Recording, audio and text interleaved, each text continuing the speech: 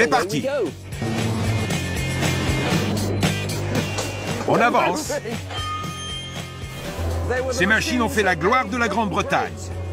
Elles étaient rapides, révolutionnaires et parfois carrément dangereuses. Découvrez l'histoire des chefs-d'œuvre d'ingénierie qui ont façonné le monde tel que nous le connaissons aujourd'hui.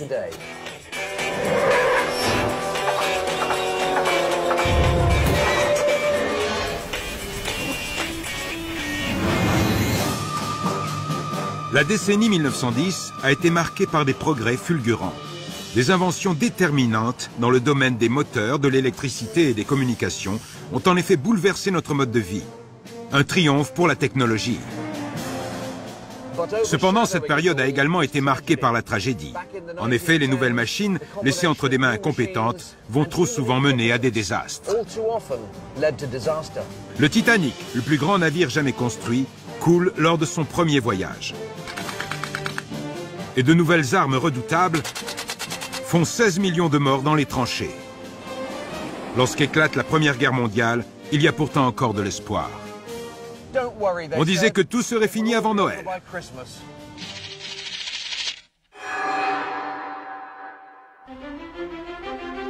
En 1910, la semaine de travail peut durer jusqu'à 80 heures. Le temps de repos est donc précieux.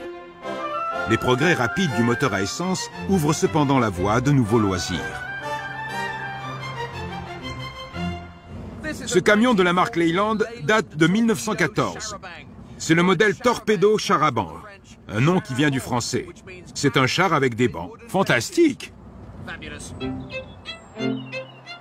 Avec son châssis inspiré des calèches, ce véhicule est le précurseur des bus, et même des avions low cost, une façon de voyager à prix cassé. Ce qui était incroyable, c'était la taille du véhicule. Dans une grande calèche, il y avait 12 ou 13 passagers au maximum. Ici, c'était 32. Le déclencheur de ce progrès, c'est l'augmentation de la puissance des moteurs. Le camion est propulsé par un magnifique moteur à essence à 4 cylindres, le Leyland S4, qui développe 36 chevaux. Et c'est ce moteur qui a tout changé. On ne peut pas attacher 36 chevaux devant une calèche. Et même si on le pouvait, on aurait quelques difficultés à les maîtriser. Pour la première fois, un bus peut concurrencer le train et emmener de grands groupes à des endroits non desservis par le chemin de fer. De plus, c'est un moyen de transport élégant. Aujourd'hui, le constructeur Leyland est surtout connu pour ses déboires dans les années 70 et 80. Mais regardez là, fournisseur de la famille royale. Les véhicules Leyland étaient les Rolls-Royce de l'époque. Ce bus a été magnifiquement restauré. Avec sa carrosserie peinte à la main et ses magnifiques sièges en cuir, ce véhicule majestueux offrait à ses passagers un luxe que la plupart d'entre eux n'avaient jamais rencontré auparavant. Le char-à-banc a lancé la mode du tourisme motorisé et les photos de l'époque attestent de sa popularité. Il était toujours plein à craquer. Le véhicule pouvait se louer à la journée et des entreprises s'en servaient pour emmener leurs employés en excursion. Tôt le matin, les vacanciers excités se retrouvaient sur la place du village pour monter à bord. C'est parti!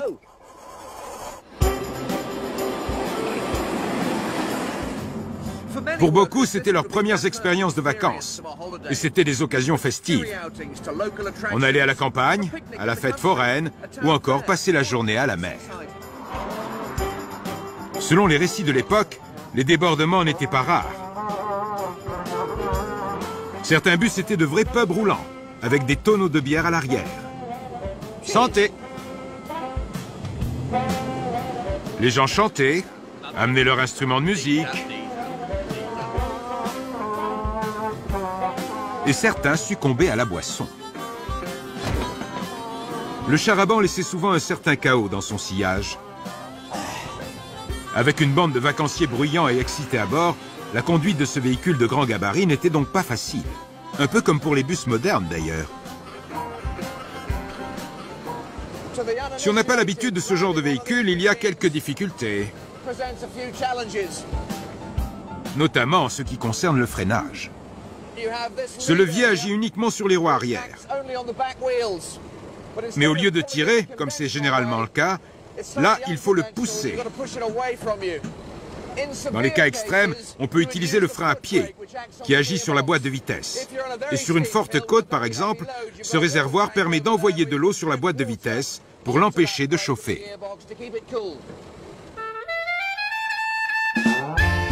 Une fois arrivés à destination, les touristes profitaient des plaisirs de l'époque. La baignade, avec les nouvelles robes de bain très osées, les photos souvenirs et les spectacles de vaudeville. Sans oublier bien sûr quelques bières supplémentaires. Lorsque le moment était venu de repartir, le conducteur disposait heureusement d'un outil efficace pour rameuter les passagers.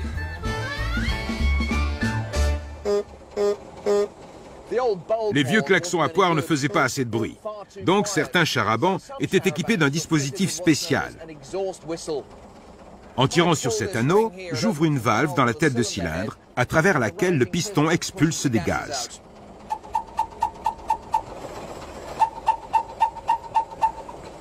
Si j'accélère, le piston va plus vite et la fréquence augmente.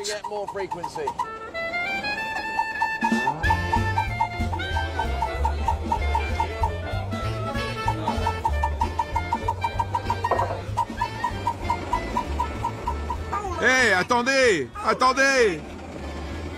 Hé! Attendez!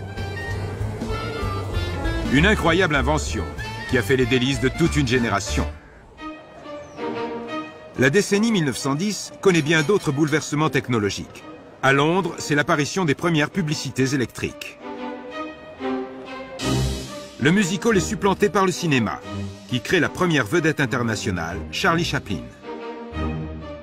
C'est aussi l'époque des pionniers de l'aviation, ces jeunes héros qui s'élancent dans les airs sur de fragiles engins de bois et de toile. Ernest Shackleton explore l'Antarctique et Robert Falcon Scott atteint le pôle Sud.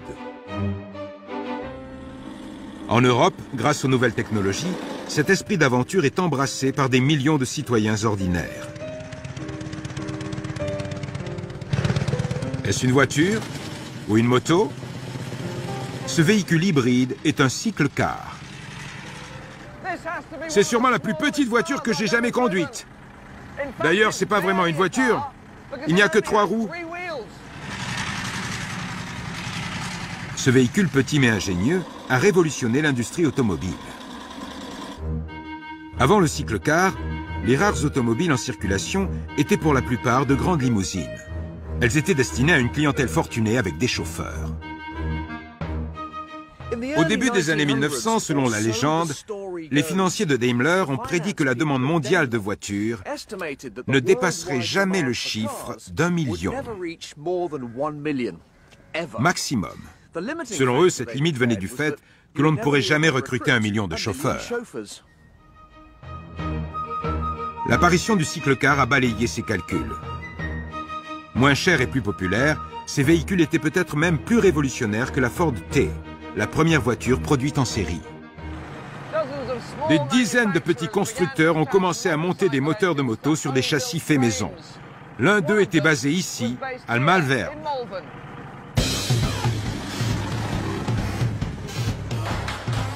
Si la marque automobile Morgan est aujourd'hui associée à des produits luxueux et traditionnels, Henry Morgan, le fondateur, était considéré à son époque comme un audacieux novateur. Selon lui, il n'y avait aucune raison pour que le citoyen ordinaire doive se contenter des chars à banc et des trains comme moyen de transport. Son objectif était donc de concevoir un véhicule qui offre au plus grand nombre la liberté de l'automobile. Dans son atelier à Malvern, Henry Morgan et son équipe ont ainsi lancé une vraie révolution en 1911 avec le modèle Runabout, ce qui signifie en anglais « petite voiture ». Vendu 90 livres, soit l'équivalent actuel des voitures les moins chères, le cycle-car a été un énorme succès commercial. Ceux qui conduisaient ce véhicule ne pouvaient pas se payer un chauffeur, et ils n'en voulaient probablement pas. Ils préféraient faire quelque chose d'amusant et d'innovant à la fois, prendre soi-même le volant. Mais quel était le secret de cette réussite? Voyons ce fantastique véhicule de plus près. Remarquez la béquille de capot sophistiquée. Espérons qu'elle va tenir. Suspension avant indépendante. Le réservoir d'essence ici. Moteur Jab de 964 cm3, avec 2 cylindres en V, soupape latérale, refroidissement par air. Donc pas de souci à se faire pour un radiateur qui fuit. Et ce moteur propulse le véhicule via un arbre de transmission et une transmission par chaîne à 2 vitesses. Un système simple pour minimiser les coûts de maintenance. Mais le mieux, c'est qu'on a un vrai volant et juste assez de place pour un passager. Tout ça pour moins de 90 livres.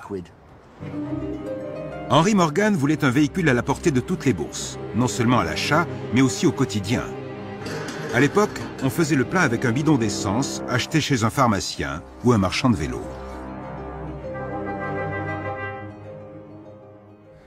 Voyons quelle distance cette petite merveille peut parcourir avec un plein.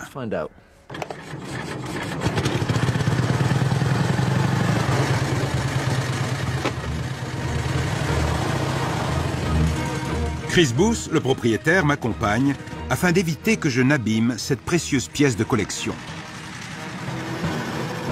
Ouais! Malgré le petit moteur, comme c'est très léger, c'est vraiment un super véhicule. On peut rouler confortablement à 50 ou 55 km/h. Ce qui peut paraître lent, mais à l'époque, c'était considéré comme une vitesse ébouriffante. En 1913, la vitesse limite était fixée à 20 miles à l'heure, soit 32 km/h. Avec le réservoir de 13 litres, en conduisant tranquillement, on pouvait faire environ 240 km sans s'arrêter. Et heureusement, puisqu'en 1910, il n'y avait pas de station-service.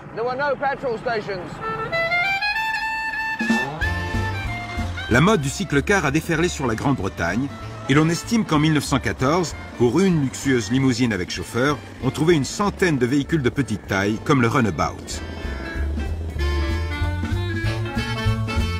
Des compétitions ont été organisées. Courses de vitesse, d'ascension, d'endurance. Il y a même eu un grand prix international remporté par un cycle-car Morgan.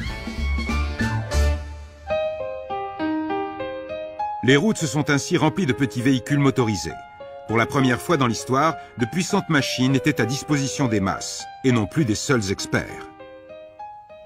C'était l'avènement du citoyen automobiliste et aussi le début des embouteillages.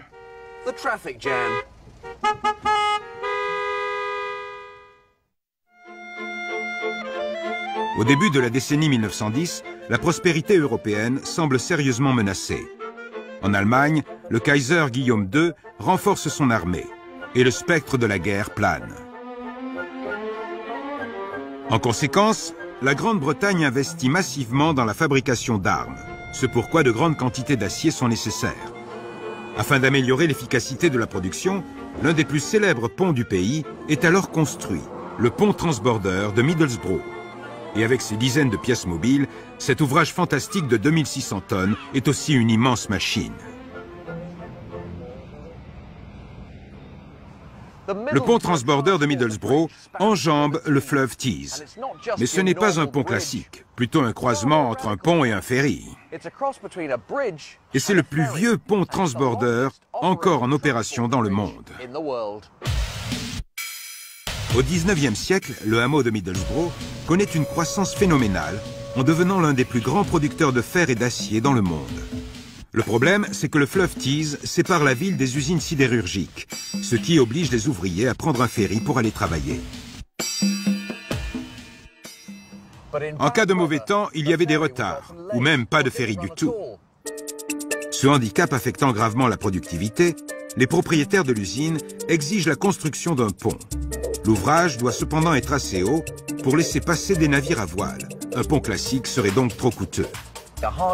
Un ingénieur appelé Charles Smith a proposé une solution. Il appelait cela un pont-ferry. L'idée insolite de Charles Smith, c'est de transporter personnes et véhicules dans une nacelle suspendue à un haut pont d'acier. En 1910, la construction commence et en moins de 2 ans, cette merveille d'ingénierie est achevée. En octobre 1911, l'ouvrage est dévoilé aux yeux du monde lors d'une grande cérémonie d'inauguration. Près d'un siècle plus tard, cette fantastique machine fonctionne toujours, sans aucune modification depuis sa construction. Je suis à 50 mètres au-dessus du fleuve et en dessous de moi, il y a le chariot roulant avec ses 60 roues.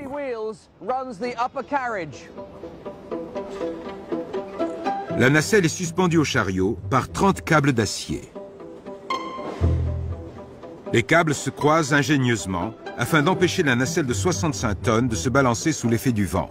La traversée s'effectue en 1 minute et demie seulement. C'est un peu comme un chemin de fer à l'envers.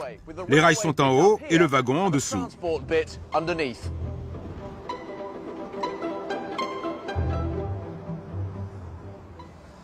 En 1911, le pont a été testé en chargeant un rouleau compresseur dans la nacelle. Voyons si ça tient toujours. Ce rouleau compresseur Aveling & Porter de 1916 pèse 14 tonnes et il n'est pas facile à conduire. La direction est capricieuse et on ne s'arrête pas en freinant, mais en passant la marche arrière. En cas d'erreur de ma part, la barrière ne suffira pas à nous stopper.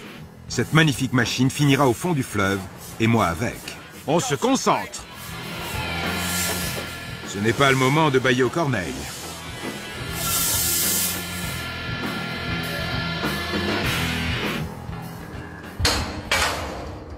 Voilà, la nacelle résiste toujours. Et ces deux chefs-d'œuvre de la technologie du 19e siècle sont réunis. Maintenant, traversons le fleuve. Le poste de commande se trouve sur le toit de la nacelle. Alan Murray, le pontier, va m'expliquer le pilotage. Bonjour Alan, enchanté.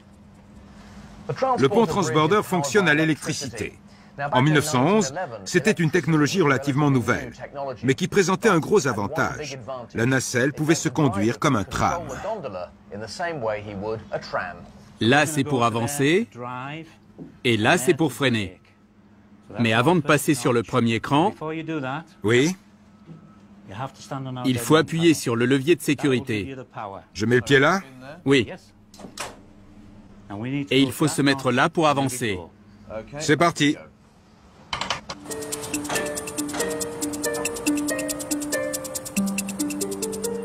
La commande à levier à 3 vitesses dans les deux directions. On peut accélérer? Tout à fait. Un cran plus loin.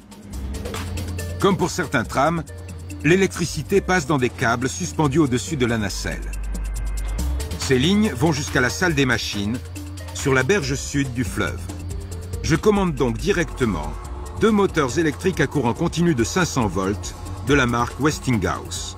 Ensemble, ils développent une puissance maximale de 60 chevaux, ce qui permet d'actionner avec précision les treuils des câbles, lesquels tirent à leur tour chariot et nacelle d'une rive à l'autre du fleuve. Ici, tout est d'origine, les moteurs, les commandes et même le panneau de contrôle. En 98 ans, ces instruments ont permis à la nacelle de parcourir plus d'1,5 million de kilomètres. Quand on arrive au quai, on a un mécanisme spécial très sophistiqué. D'accord. On coupe le courant et on commence à freiner. D'accord. Et on reste sur ce cran-là. Comme on arrive à quai très doucement, on reste sur le frein. Nous y voilà. Et on a donc ce mécanisme ultramoderne. Il faut aligner le scotch rouge avec un bout de bois attaché au pont. Voilà, c'est parfait. Fantastique. On y est. Vous pouvez enlever le pied. C'est bon. J'ai piloté la nacelle du pont de Middlesbrough. Le rouleau compresseur est arrivé à bon port, comme en 1911. Cette fabuleuse machine a ainsi joué un grand rôle dans le développement de l'industrie britannique. Les seuls mécontents étant probablement les ouvriers, puisqu'ils n'avaient plus d'excuses pour être en retard. En 1910, la Grande-Bretagne était une grande puissance industrielle qui exportait ses produits partout dans le monde. Sur les océans du globe, plus d'1 navire sur 3 était britannique et les chantiers navals du pays fonctionnaient à plein régime. Un navire en particulier devait connaître une destinée hors du commun. Vous l'avez sans doute reconnu, c'est le RMS Titanic.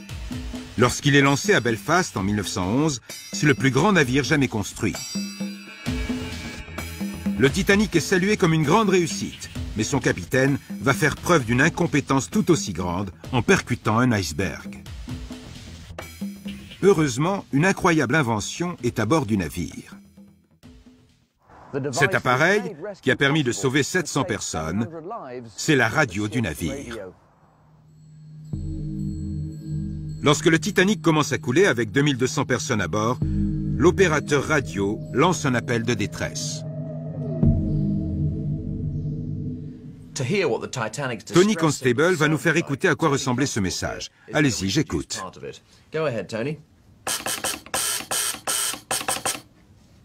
C'est très clair, mais ça veut dire quoi? SOS.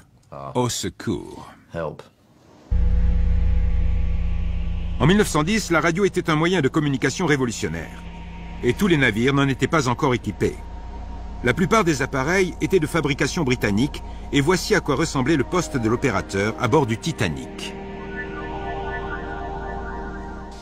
C'était les débuts de la radio, et on envoyait les messages en morse sous forme de tirets et de points.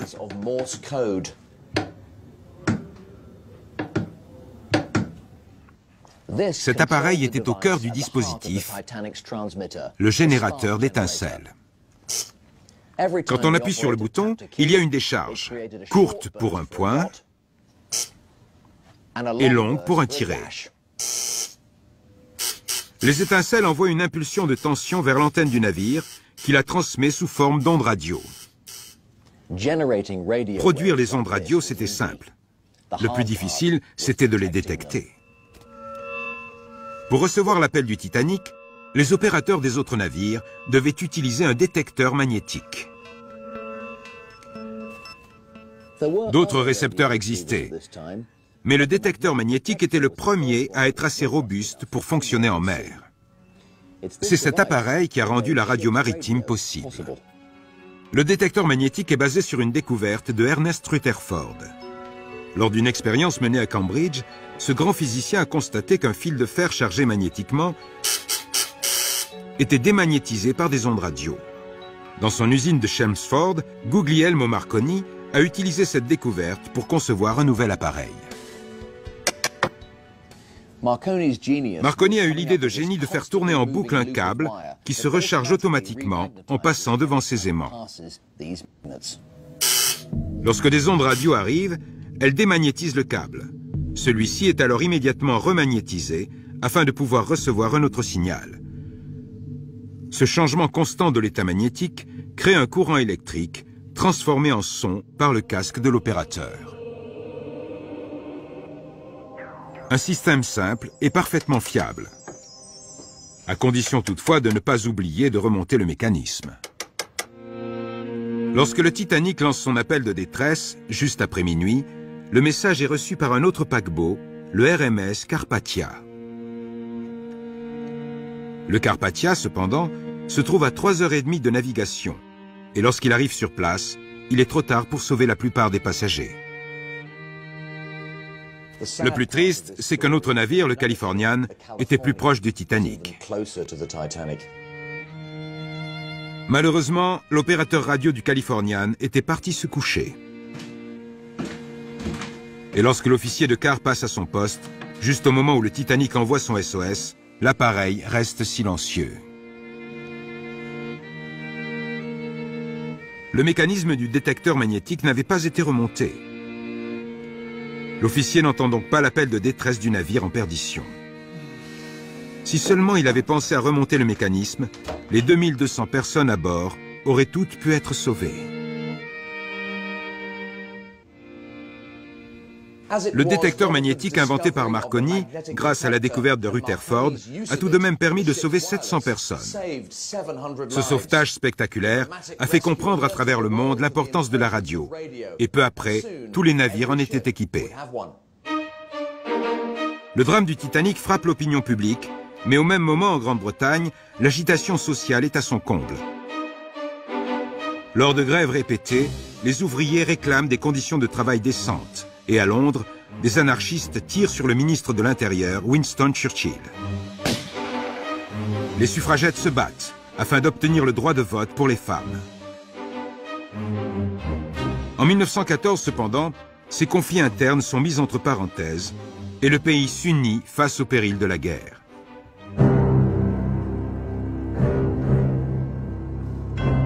La Première Guerre mondiale éclate en août 1914, faisant voler en éclats la prospérité européenne.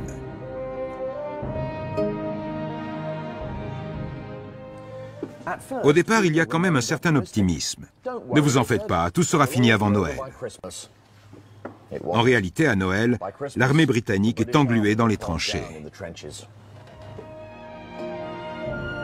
Les Alliés parviennent à stopper l'avancée allemande, mais de nouvelles armes à l'efficacité mortelle mènent rapidement à une impasse.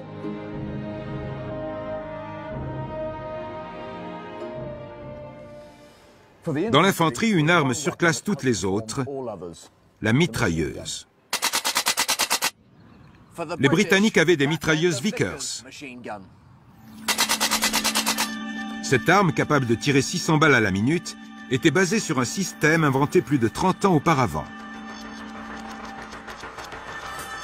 Au début des années 1880, Hiram Maxim, un inventeur américain installé à Londres, avait eu un trait de génie. En tirant au fusil, ce monsieur s'est fait mal à l'épaule à cause du recul. Et il a réalisé qu'un dispositif astucieux pourrait utiliser l'énergie du recul pour éjecter la cartouche utilisée et charger la prochaine.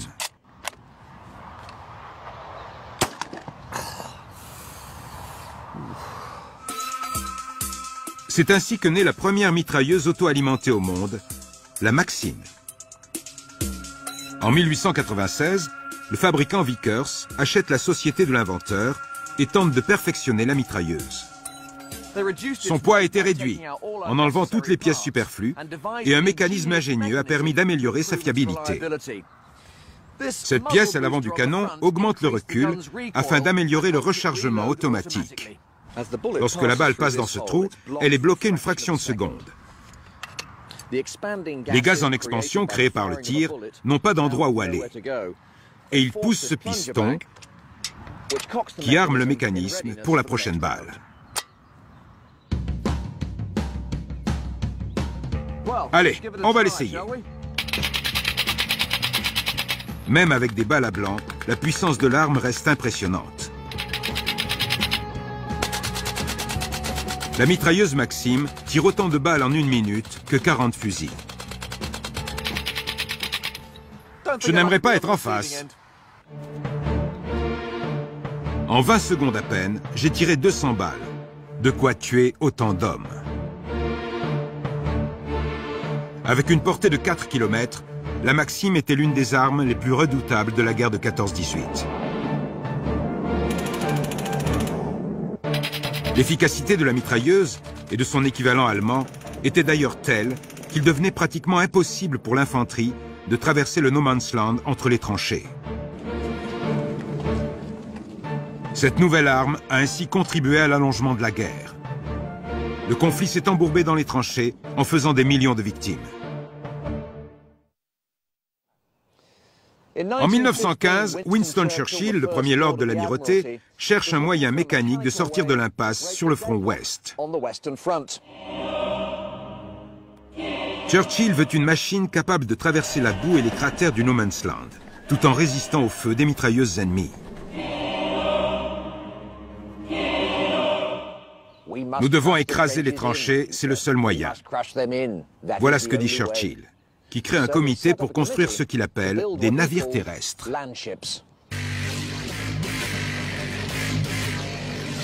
L'état-major britannique tourne alors son attention vers un étrange prototype, construit 10 ans plus tôt. En 1904, l'ingénieur anglais David Roberts avait conçu un système de propulsion astucieux pour des véhicules tout-terrain. Son idée était de remplacer les roues par des chenilles.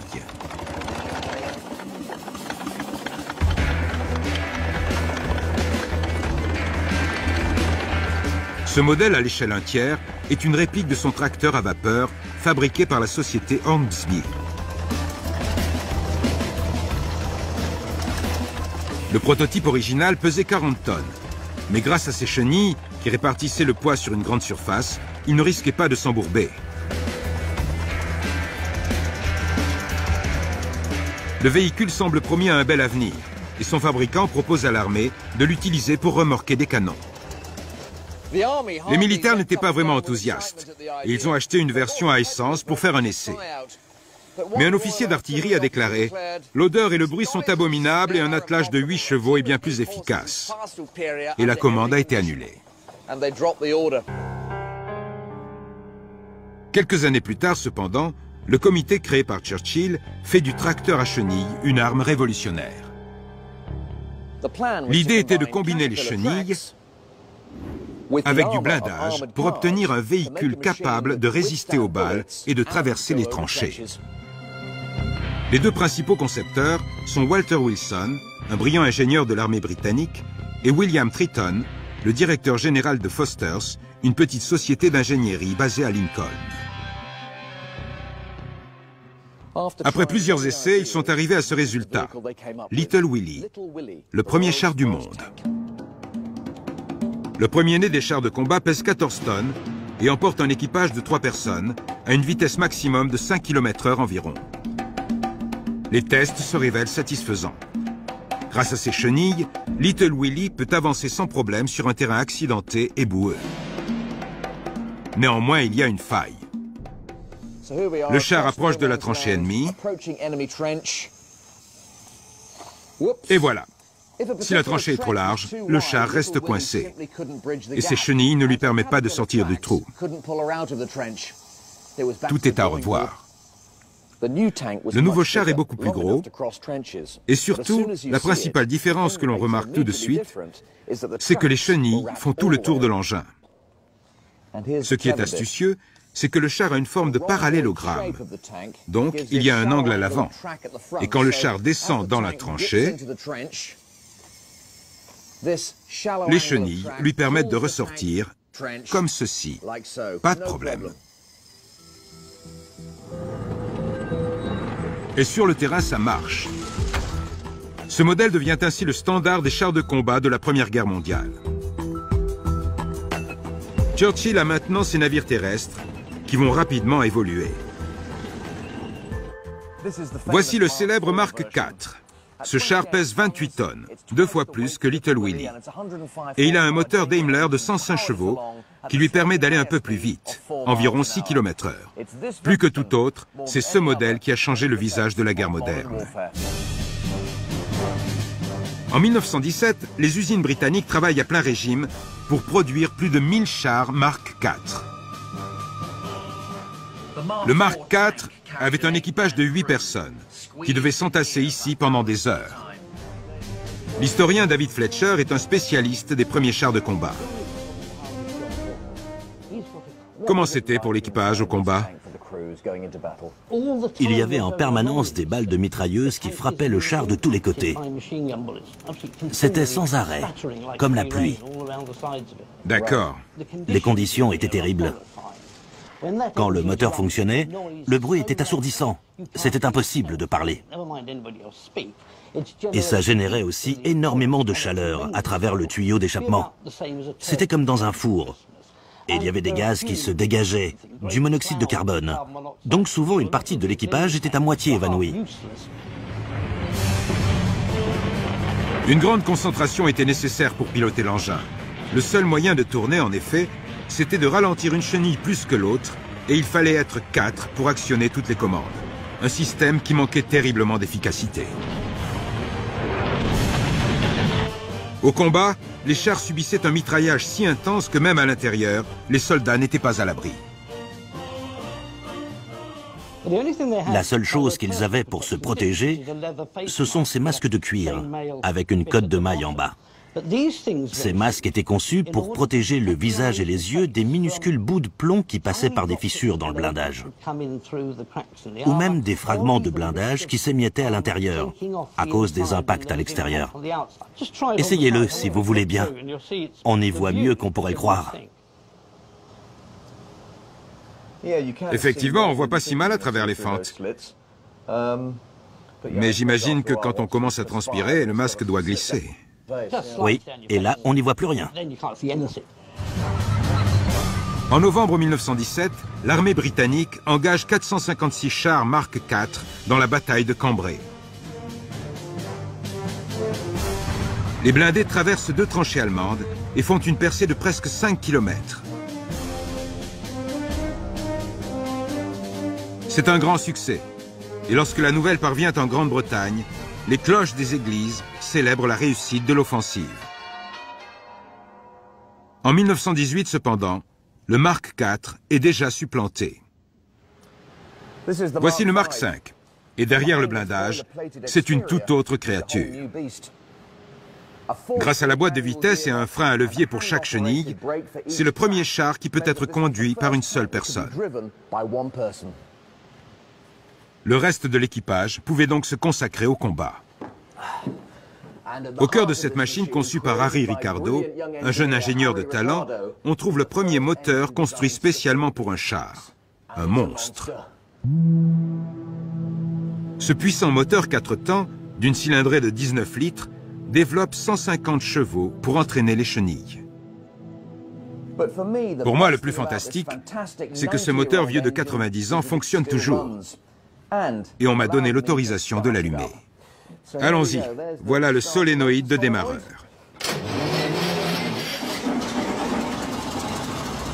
Waouh! Ouais! Le moteur sans soupape du Mark IV, qui faisait tant de fumée, a laissé la place à un moteur à soupape en tête.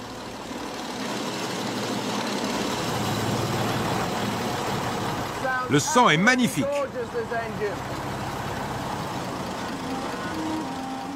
Si les chars n'ont pas gagné la guerre à eux seuls, ils ont permis de sortir de l'impasse des tranchées en faisant pencher la balance en faveur des Alliés.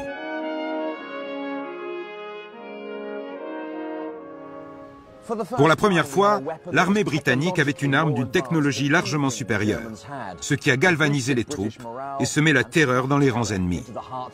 C'était indubitablement une incroyable invention. En novembre 1918, la fin de la guerre est fêtée dans la liesse. Le conflit a repoussé les limites de la technologie, donnant ainsi naissance à un nombre impressionnant de nouveaux armements et véhicules de plus en plus sophistiqués. Et au premier rang de ces fantastiques progrès, il y a bien sûr l'aviation. Cette décennie de triomphe et de tragédie va de fait se refermer sur un exploit historique dans ce domaine, la première traversée de l'Atlantique. Aux commandes de l'appareil, un jeune pilote du nom de John Alcock. Aviateur pendant la guerre, John Alcock s'est écrasé et a été capturé. Et c'est dans le camp de prisonniers qu'il a commencé à rêver de cet exploit extraordinaire. John Alcock savait que personne n'avait jamais effectué un vol transatlantique. Et il savait aussi que le journal Daily Mail offrait une récompense de 10 000 livres au premier qui réussirait. Il a donc pris la résolution de gagner ce prix.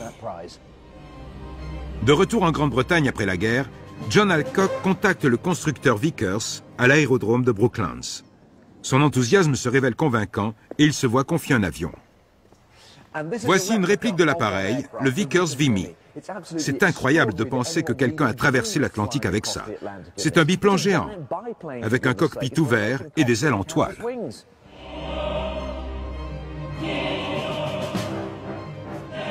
Cet appareil est le plus grand biplan volant au monde. Son envergure atteint 21 mètres et il mesure plus de 4 mètres de haut.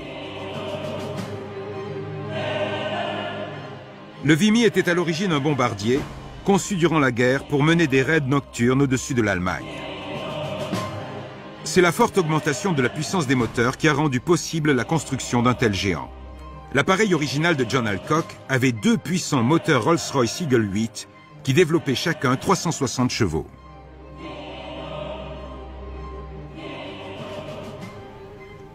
« 16 ans seulement après le premier vol motorisé, l'aérodynamique faisait déjà l'objet d'une réflexion poussée. Tout est profilé le plus possible pour diminuer la résistance au vent. Les supports et les câbles ne sont pas ronds, ils sont profilés. Le train d'atterrissage ne se rétracte pas, comme sur un avion moderne. Donc la roue est recouverte de toile pour diminuer les turbulences créées par les rayons. Cette réplique a été construite dans les années 90. Mais les frais de maintenance sont tellement élevés qu'elle va finir sa carrière dans le musée de Brooklands. Du moins, c'est ce qui est prévu. En fait, le premier problème, c'est de réussir à sortir l'avion du hangar. L'appareil doit aujourd'hui effectuer son dernier vol. Des experts sont venus aider à résoudre cette première difficulté. Un instant. Stop. Il faudrait des ciseaux géants pour couper ce qui dépasse. C'est un problème de géométrie, de physique et de coordination.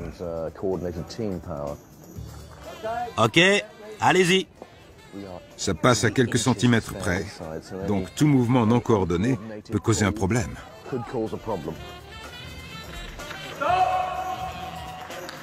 Cette magnifique réplique a une valeur historique propre. L'appareil a en effet traversé l'Atlantique en suivant le même trajet que l'original lors d'une reconstitution de l'exploit en 2005. Le Vimy est sorti du hangar.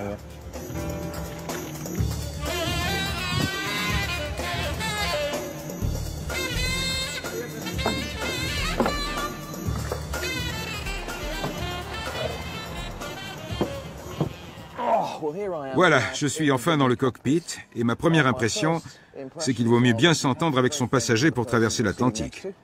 À deux, on doit être serré comme des sardines pendant assez longtemps. On trouve également les 2/3 d'un volant pour piloter au-dessus de l'Atlantique.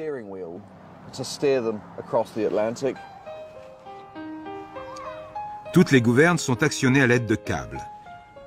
Les volets de profondeur, qui permettent de monter ou descendre. Les ailerons, qui servent à produire un mouvement de roulis. Il y a une démultiplication, en fait. Et le gouvernail pour virer. À la place de bombes, le fuselage est rempli de réservoirs d'essence. Le tout semble assez fragile. En 1919, John Alcock et Arthur Brown, son navigateur, sont pressés par le temps. D'autres équipages veulent décrocher le prix du premier vol transatlantique.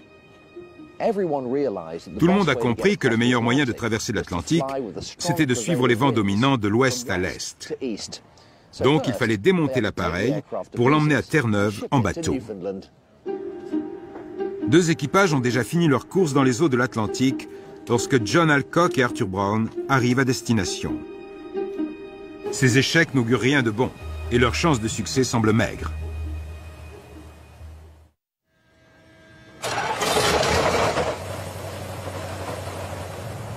Le plat a été fait, tout est prêt, il fait beau et le Vimy est sur le point de décoller. C'est génial et très excitant.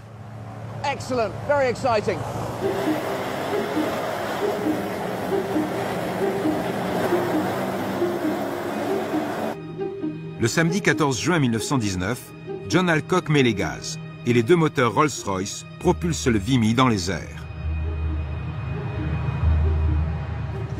Le Vimy décolle. Aujourd'hui, il paraît fragile et archaïque, mais en 1919, c'était la pointe de la technologie.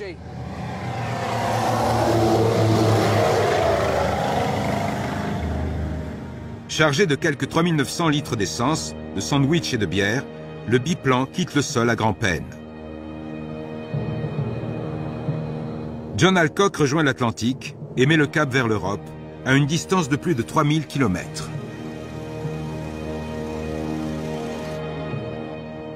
Dans le cockpit ouvert, les deux hommes subissent le bruit des moteurs et la furie des éléments. Volant à une altitude maximum de 12 000 pieds, soit 3600 mètres, ils doivent porter des combinaisons avec un système de chauffage électrique.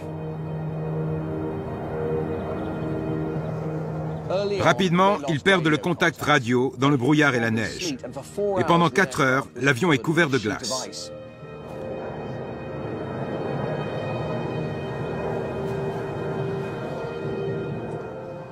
À un moment, les nuages sont tellement denses que John Alcock perd complètement ses repères. L'appareil entame une vrille en piqué et il redresse à 15 mètres de l'eau.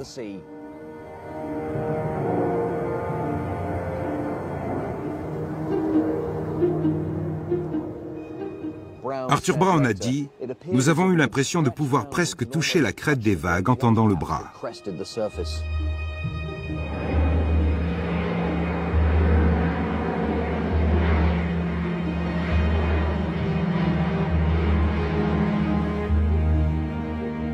Un vol héroïque. Le 15 juin 1919, après 16 heures de vol, dont une grande partie durant la nuit, John Alcock et Arthur Brown atteignent les côtes irlandaises. Ils atterrissent dans ce qu'ils croient être un champ. En réalité, c'est un marécage.